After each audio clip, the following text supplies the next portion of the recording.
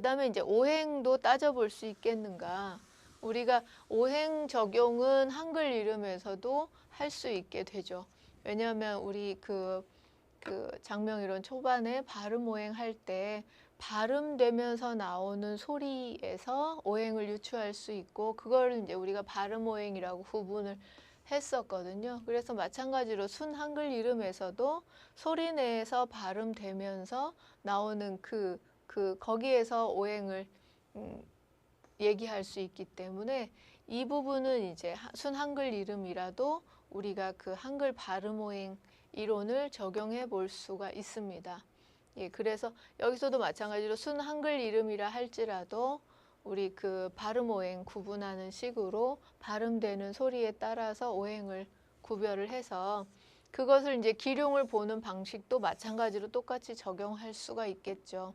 그래서 발음되는 그 소리에서 나오는 오행이 그 사람의 사주를 보완해 주는 오행이고, 그렇게 구성이 되면 좋은 이름이고, 그 이름을 쓸 당사자하고 부딪히거나 충돌하는 기운을 가진 오행이면 좋지 않은 이름이고, 그 다음에 이름 안에서 그 세 가지 오행 또는 네 가지 오행, 이렇게 오행들이 그 구성이 오행끼리 잘 상생으로 부드럽게 잘 조화를 이루면서 있으면 좋은 이름이고, 그들 이름들끼리 서로 극하는 관계로 충돌하는 관계로 구성이 돼 있으면 좋지 않은 이름이고, 그렇게 판단하는 우리 그 기존의 장명이론 기법을 발음오행론 기법을 사용할 수가 있습니다.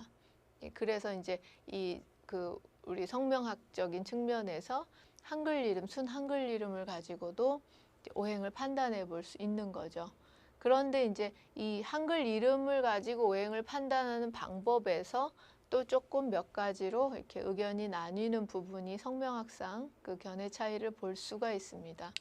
제일 먼저는 이제 우리 배웠던 공부했던 장명 이론처럼 그 한자식 장명 이론에서 그 발음 오행 부분, 발음 오행론 그 이론을 그대로 적용하는 하자 하는 그런 견해입니다. 그래서 우리가 물론 한자식 이름 만드는 거하고 지금 이 순한글 이름하고는 같이 쓰기는 어렵게 다른 분야라 하더라도 어쨌든 우리가 한자식 장명 이론을 할 때도 제일 먼저 우리식으로 발음되는 우리 소리, 우리 발음, 한글 발음에서 오행을 생각해서 그걸 적용을 했었거든요. 그런 식으로 마찬가지로 순 한글 이름이라 하더라도 우리가 발음하는 데서 나오는 오행을 똑같이 적용을 해서 마찬가지로 기륭 판단은 그 사람 쓸 사람의 사주 오행과 어떤지, 또 이름 속에서의 오행들이 잘 있는지 요걸 가지고 판단해 볼 수 있다 하는 것이 이제 가장 좀 첫 번째 견해고요. 두 번째 이제 또 다른 견해는 그 순 한글 이름의 오행 판단은 우리 한자 이름이 같이 있는 그런 거기 장명 이론에서의 한글 이름 발음 오행 그 구분하고 판단하는 것과는 좀 다르게 봐야 된다 하는 주장이에요. 그래서 순 한글 이름일 경우에는 그 이름 첫 글자의 오행만 가지고 판단을 해야 된다.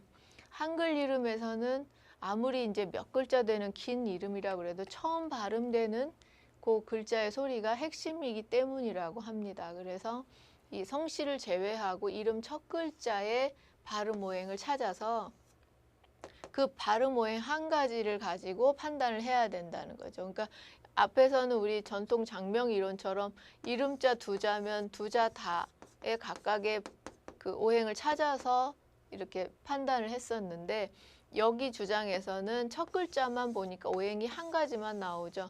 이 한 가지 나온 오행을 가지고 기룡 판단하는 방법은 또 앞서 했던 방법과 같습니다. 이 오행이 사주에 필요한 오행이고 도움이 되면 좋고, 이 방식은 또 같이 보죠. 그래서 이렇게 오행을 하나만 추출한다는 게 또 여기는 좀 색다른 방식이고요. 그 다음에는 이제 순 한글 이름에서 그렇게 이제 발음 오행을 찾는 거는 좀 맞지 않다. 그런 식으로 하는 게 아니고 이름이 가진 그 뜻을 봐서 오행을 뽑아야 된다. 그러니까는 그 앞에서 그 이름을 가지고 이름에서 느껴진 이미지 가지고 음양을 이렇게 구분하듯이 이름 자체의 그 뜻이나 의미를 가지고 오행을 구분해야 한다는 주장입니다. 그래서 이름이 버들이면 버드나무 얘기하니까 오행으로 목이고, 빛나라라는 이름이면 빛이 나는 거니까 화오행으로 구분할 수 있고, 찬돌도 이 금오행으로 뭐 구분할 수 있고, 이런 식으로 이 각각의 치읓, 디귿 요렇게 해서 오행을 뽑지 말고 요 전체적인 이름 찬돌이, 빛나라 여기서 알 수 있는 오행으로 구분을 해야 한다는 주장이 있고요. 마지막으로는 이제 이 순한글 이름에 그렇게 발음 오행을 따지고 장명 이론을 적용하고 하는 자체가 무의미하다 하는 주장이죠. 그래서 이렇게 그 순한글 이름에 오행을 따지고 음양 오행을 따지고 하는 것은 그 불필요하다 하는 그런 이제 주장이 있고요. 그래서 이제 좀 견해들은 나눠지는데, 그래도 이제 그 대다수에서 우리 장명 이론을 한 사람들이, 우리가 지금 공부했던 장명법을 공부한 사람들의 경우 순한글 이름을 만약에 분석해 달라고 의뢰를 받았거나 순한글 이름을 판단을 해야 된다면 아무래도 이제 이 순한글 이름이라 할지라도 한글의 발음 오행을 적용해 볼 수 있는 이 방법을 이제 주로 사용한다고 볼 수 있습니다. 그리고 이제 이런 주장들은 조금 이제 일부 소수의 의견들이고요. 그리고 이제 또 좀 추가적으로 이런 부분도 좀 생각해 보아야 되는 부분이라고 생각합니다. 그래서 물론 이제 그 발음 오행에서 나오는 오행도 챙겨보지만 이름에서 아까 음양 구분하듯이 전체적으로 느껴지는 이 오행에 대해서도 좀 감안해서 좀 그 참고해서 하는 것도 좋겠다 하는 생각이고요. 그 다음에 이제 이 순한글 이름에다가 우리가 81수론인 그 수리오행론, 수리사격론을 적용할 수는 없겠죠. 한자 그 획수 자체가 없기 때문에 이 수리사격 이론은 한자가 있다는 전제하에서 한자 이름의 획수를 가지고 만들어내는 거기 때문에 한자가 없는 순한글 이름에 적용할 수는 없는 부분이고요. 대신에 이제 굳이 이런 이론을 적용한다는 입장에서 그 한자가 없지만 한글도 쓰여지는 획수가 있으니까 그 획수를 가지고 이렇게 수리가 좋은지 나쁜지를 판단할 수 있다 하는 그런 주장도 있습니다. 그래서 우리 앞에서 뭐 그 삼원오행 이런 부분 공부할 때도 잠깐 했었는데요. 한글 쓰여지는 1획, 2획, 3획 이렇게 해서 한글이 쓰여지는 획수를 가지고 그 획수의 음양을 보고 뭐 이런 것도 있었잖아요. 그런 식으로 획수를 가지고 이 수리 사격을 구성해서 한자씩 하듯이 뭐 몇 획이 나오면 이제 뭐 사격을 구성할 수 있잖아요. 그런 식으로 구성을 해서 똑같이 81수리에 좋은 수리면 좋은 이름이고 이렇게 이제 해볼 수 있다는 그런 주장도 있습니다. 그런데 이제 좀 그 논리적인 근거가 좀 약하다고 볼 수 있고 더 이제 연구되고 검증이 필요한 부분이라고 할 수가 있습니다. 원칙적으로는 이제 이 그 순한글 이름에 이런 수리 사격 이론을 적용하기는 어렵다라고 볼 수가 있고요. 그래서 이제 순한글 이름을 장명을 하자면 우리가 앞서 배운 한자 이름이 들어간 장명 이론을 그대로 적용할 수는 없죠. 앞에 살펴보듯이. 그래서 그 장명 이론 중에서 사용할 수 있다면 이제 발음 오행 부분은 좀 볼 수가 있지만 나머지 이론들을 사용할 수가 없습니다. 그렇다면 이제 순한글 이름은 그러면 어떤 방식을 장명 방법을 가지고 만들어야 되겠느냐. 제일 먼저는 어쨌든 순 우리말 중에서도 그 안에서도 좋은 뜻이 있는 그 이름, 또 밝은 소리, 좋은 소리가 나는 이름, 발음이 좋은 거, 들어서 예쁘고, 그다음에 이 부분은 마찬가지로 발음을 해서 안 좋은 의미가 연상이 되거나 놀림감이 될 만한 이름은 피해야 되고, 그 한자가 없어서 뜻이 없을 수 있지만 그래도 그 순우리말로 해서 뜻을 가지고 있는 단어들이 있기 때문에 그런 것들을 적용을 해서 좋은 뜻도 있으면서 좋은 소리가 나는 그런 순우리말을 가지고 이름을 지어보는 게 좋겠고, 그 다음에 이제 순우리말로 하다 보니까 뭐 이렇게 뭐 빛나라, 뭐 나들이 이런 식으로 두 자, 세 자, 네 자 이렇게 길어질 수가 있는데, 그래도 이제 어쨌든 좀 글자 수는 웬만하면 두 글자에서 좀 맞춰주는 게 좋고, 많아야 세 글자 이 정도로 해서 너무 긴 이름까지 나오지 않도록 하는 게 좋고요. 그 다음에 순 한글 이름을 질 때도 어쨌든 성씨하고 이름자하고 잘 어울리도록 그래서 성씨하고 붙여서 불러도 이름이 좋고, 성씨 빼고 이름만 발음해도 무리가 없도록 그렇게 만들어야 됩니다. 예, 그래서 이름만 발음하면 예쁜 이름인데 성이 붙어서 이상해지는 경우도 있기 때문에 항상 성씨하고 그 어울림도 생각해서 이름을 지어야 되겠죠. 이거는 뭐 그 한자 있는 이름, 한자 이름을 지을 때도 같이 적용되는 부분이었고요. 그 다음에 성인이 돼서 써도 괜찮을 만한 이름, 또 어떤 직업에 있어도 어색하지 않을 만한 이름들을 선택하는 것도 중요합니다. 이게 참 이제 좀 어려운 점이 그 순한글 이름의 단점이 되기도 하는데요. 그래도 어쨌든 그 순한글 이름이라 할지라도 나이가 많은 사람이 써도 괜찮고, 또 어떠한 직업에 갖다 놔도 어색하지 않을 수 있게 생각해서 장명을 해야 한다 하는 점이 있고요. 그 다음에 이제 그 우리 한자 이름을 지을 때 썼던 여러 가지 장명 이론들에 얽매일 필요 없이 좀 자유롭게, 그야말로 순 한글의 그 뜻과 의미 이런 것들에 중점을 맞춰서 이름을 지어볼 수가 있겠죠.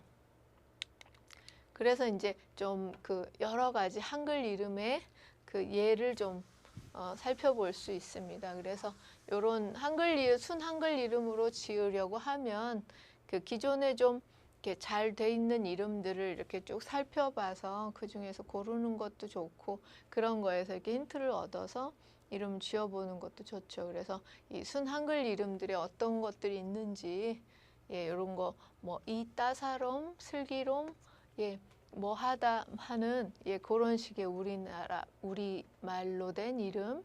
근데 사랑, 한사랑 뭐 이런 이름은 많이 신혜, 한솔, 한별이, 사랑이 이런 이름들은 사실 많아요. 예, 주변에서 많이 볼 수 있죠. 그 하얀이란 이름도 볼 수 있고, 보람이, 가람이, 뭐 나래, 나리 이런 이름들도 어떻게 보면 지금 요즘에는 이런 이름, 순 한글 이름이 아주 특이한 이름이지는 않는 시대가 되기는 했습니다.